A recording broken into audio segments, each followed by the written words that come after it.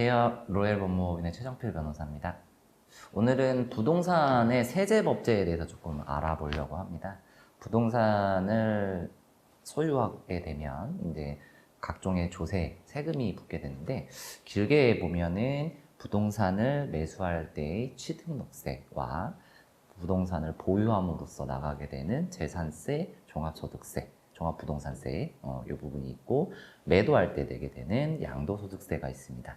근데 앞에 있는 부분들도 물론 문제가 조금 되고 있지만 뒤에 있는 양도소득세가 상당히 많이 바뀌어 있어서 양도소득세를 조금 법령의 규정을 기초로 어떻게 변화했고 현재 지금 어떻게 적용되고 있는지에 대해서 좀 살펴보고자 합니다. 특히 주택, 여러분이 거주하시는 아파트나 뭐 단독 다세대 주택의 양도소득세, 오늘 그 부분을 좀 중점적으로 설명드리도록 할게요. 주택에 대한 양도소득세는 소득세법에 규정되어 있습니다. 소득세법 88조는 이 장에서 사용하는 용어의 정의는 다음과 같다라고 하면서, 양도란 자산에 대한 등기 또는 등록과 관계없이 매도, 교환, 법인에 대한 현물 출자 등을 통하여 그 자산을 유상으로 사실상 이전하는 것을 말한다. 이 경우 대통령령으로 정하는 부담부 증여의 채무액에 해당하는 부분을 양도로 보며 다음 항목의 어느 하나에 해당하는 경우에는 양도로 보지 아니한다. 네, 깁니다. 길어서 제가 몇 개로 쪼개 드릴게요. 양도란 자산에 대해서 등기 또는 등록과 관계없다. 매도, 교환, 법인에 대한 현물 출자 등을 통해서 그 자산의 유상으로 사실상 이전하는 것을 양도로 본다. 이렇게 되어 있습니다. 그래서 중요한 개념들 몇 가지만 짚고 넘어가면, 등기 또는 등록과 관계없다라는 얘기는, 사실 민법은 부동산의 물권 변동에 대해서 등기를 받아야 물권을 취득한다, 소유권을 취득한다, 이렇게 규정을 하고 있어요. 근데 이제 여기서 조세로 파악하는 거는 이러한 등기 등록과는 관계가 없다. 그러니까 소유권 이전 등기가 되었느냐 안 되었느냐 여부는 양도소득세 계산에서 변동이 없다, 이렇게 이해하시면 될 것 같고요. 그 다음에 매도, 교환, 법인에 대한 현무 출자 등, 그러니까 예시를 놔두고 있는데, 매도는 매매니까 그럴 수 있고요. 교환은 부동산을 교환하는 행위고, 법인에 대한 현물 출자, 즉 개인인데 그 개인에 있는 부동산을 법인에 현물 출자하는 방식 등을 통해서 그 자산을 유상으로 이전하는 것이다 라고 되어 있어요. 그러면 이 유상으로 이전한다 라고 되어 있기 때문에 그 반대로 생각해 보면, 무상으로 이전하는 행위에 대해서는 양도소득세의 양도로 파악하고 있지 않다, 이렇게 이해하시면 되거든요. 그러면 무상으로 이전하는, 부동산을 이전하는 행위를 법에서는 증여라고 불러요. 일방적으로 일방 당사자가 타방 당사자에게 대가를 지급받지 아니하고 부동산을 이전하게 되면 이건 이제 증여라고 부르게 되죠. 그러면 유상으로 이전하는 행위와 무상으로 이전하는 행위가 있을 텐데, 이 중간적인 단계에 있는 행위들이 있습니다. 예컨대 부모님이 10억짜리 아파트를 가지고 있어요. 근데 여기에는 전세 세입자가 5억 전세가 들어와 있어요. 그러면 이 10억짜리의 아파트를 자식에게 증여했다 라고 본다면, 5억, 즉 이 전세보증금 5억도 이 사람에게 인수돼서 채무를 아들이 부담하게 되면, 이 채무액의 부담 부분에 대해서는 사실상 유상으로 이전된 거랑 같은 효과이거든요. 이거를 우리는 부담부 증여라고 부릅니다. 부담, 그러니까 어떤 증여는 증여인데 그 증여에 채무가 딸려 있어서 그 채무까지 같이 이전되게 되면 그 부담을 안고 증여를 받게 되므로 그 부담부한 증여라고 부르게 돼요. 이 부담부 증여에 대해서는 양도에서 따로 규정하고 있는데, 이 경우에는 대통령령으로 정하는 부담부 증여의 채무액에 해당하는 부분, 그 채무액 일부에 대해서는 양도로 본다. 그럼 아까 전에 사례에서 보면은 뭐 예를 들어 10억짜리를 넘어갔는데 5억이 채무다 뭘 한다면, 대통령령으로 정하는 채무액에 대해서 인정이 되는 부분에 대해서는 양도로 보고, 나머지 5억 된 부분은 증여로 보게 되죠.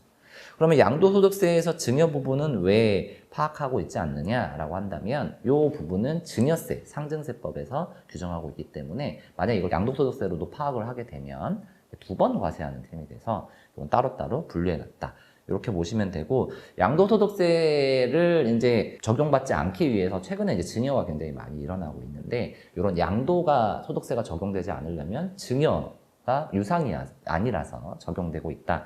이렇게 보시면 될 것 같습니다. 그리고 끝쪽에 보면 다음 강목의 어느 하나에 해당하는 경우에는 양도로 보지 않는다라고 해서 양도의 예외를 몇 개 규정하고 있거든요. 좀 읽어봐 드릴게요.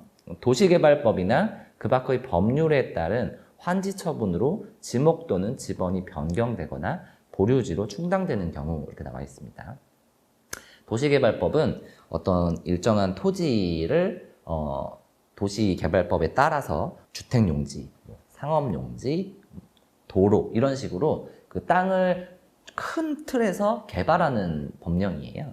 그래서 도시개발법에서는 이 토지를 개발을 할 때 환지 방식으로 개발을 하거나 수용 방식으로 개발을 하거나 해서 이 토지주들에 대해서 이 땅을 개발한 후에 다시 환지, 즉 땅을 돌려주는, 교환해주는 그런 방식이 있거든요. 그런 방식에 따른 처분에서 변경되거나 지번이 달라지면은 그거는 양도로 보지 않는다 라는 규정인데, 환지는 요만한 땅을 도시 개발을 해가지고 다른 땅으로 옮기는 거예요.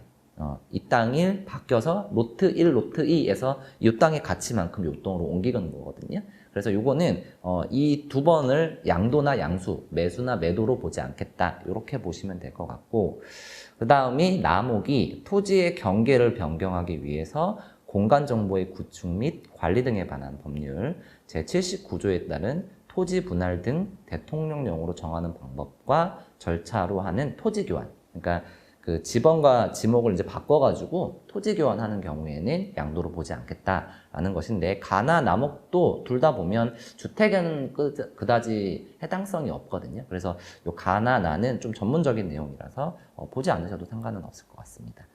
그리고 정의에 대해서 2호, 3호, 4호 이렇게 쭉 나와 있는데, 저희가 지금 주택을 보고 있으니까 주택의 중요한 두 가지 개념, 즉 주택이란 무엇인지 하고 1세대가 무엇인지 요거에 대해서 조금 읽어드릴게요. 소득세법 제88조 6호는 1세대에 대해서 이렇게 정의합니다. 거주자 및 배우자가 그들과 같은 주소 또는 거소에서 생계를 같이 하는 자와 함께 구성하는 가족 단위를 말한다. 대통령령으로 정하는 경우에는 배우자가 없어도 한 세대로 본다 라고 되어 있어요. 1세대 1주택은 주택의 양도소득세에서 관통하는 가장 중요한 개념이에요. 비과세에도 적용되기도 하고 고가주택의 양도소득세 감면에도 적용되는 것이기 때문에 1세대의 개념이 굉장히 중요합니다. 원칙적으로 배우자는 모두 다 포함된다 이렇게 이해하시면 되겠고, 생계를 같이 하는 자녀분이나 아니면은 형제 배우자도 일정 정도 1세대에 포섭될 수 있다 이렇게 생각하시면 될 것 같습니다. 그 다음에 소득세법 제88조 7호는 주택이란 허가 여부나 공부상의 용도 구분과 관계없이 사실상 주거용으로 사용하는 건물을 말한다. 이 경우 용도가 분명하지 아니하면 공부상의 용도에 따른다. 이렇게 규정되어 있습니다. 아파트는 주택용지고 주거 용도로 규정되어 있기 때문에 다 주택이라고 보시면 되고, 여기에 좀 애매한 부분은 상가용, 근린상가용 주택들이 있어요. 원래는 2층이 상가로 되어 있는데 상가보다는 주택이 조금 더 전세보증금이나 이런 부분들을 잘 받을 수 있어서 이거를 무단으로 용도 변경하는 사례들이 조금 있습니다. 그런 경우에도 사실상 주거용으로 이용하면 주택으로 보겠다. 이 정도의 규정이라고 보시면 될 것 같아요. 그렇다면 이제 소득세법에서 가장 중요하게 개념적으로 아셔야 될 게 양도, 주택, 1세대. 요거는 법령에 규정되어 있으니까 그 규정에 따라서 아닌 부분하고 맞는 부분을 생각해 보셔야 된다라는 거고, 아파트는 여기에 다 해당이 된다 이렇게 보시면 될 것 같아요. 양도에서는 아까 말씀드렸듯이 증여가 빠진다. 이 부분 알고 계시면 될 것 같습니다. 네, 시청해 주셔서 감사하고 로엘법무법인의 최정필 변호사였습니다.